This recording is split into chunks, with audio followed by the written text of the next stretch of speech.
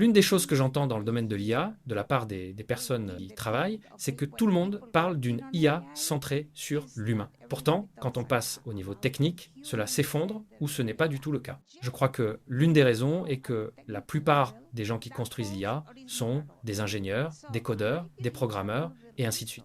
It's because most of the people that are building AI are engineers, coders, programmers, and so on.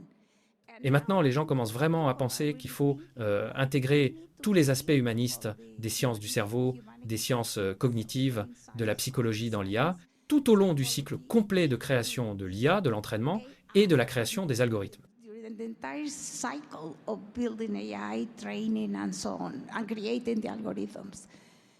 J'ai remarqué que de grandes entreprises comme Google, DeepMind, corrigez-moi si je me trompe, publient maintenant des offres d'emploi pour des psychologues, des scientifiques cognitifs. Est-ce que cela devient une réalité? Cox Sciences, is this is becoming a reality?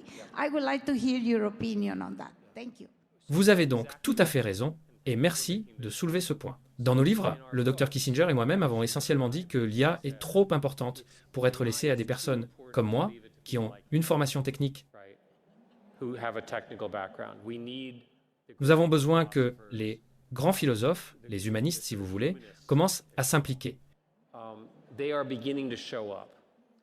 Et la raison en est que les humanistes forment des étudiants diplômés. Et c'est la chose la plus intéressante sur laquelle un étudiant diplômé en sciences humaines puisse travailler. L'impact de ce puissant ensemble d'outils sur son domaine, que ce soit en psychologie, au gouvernement ou en sciences politiques. La question rhétorique est, sommes-nous tous d'accord sur ce que sont les valeurs humaines? Je soupçonne qu'avec ce public, nous sommes probablement en faveur des valeurs libérales occidentales qui incluent les droits des femmes et des minorités et plus largement la liberté d'expression, la capacité de s'exprimer, etc. Eh bien, que se passe-t-il si les modèles chinois sont entraînés d'une manière différente et qu'ils prennent le dessus? Et grâce à l'open source, il est raisonnable de penser que la majorité des modèles dans le monde, parce que l'open source est tout simplement moins cher, seront des résidents chinois et non américains. Or, des modèles avec des valeurs américaines sont en cours de construction.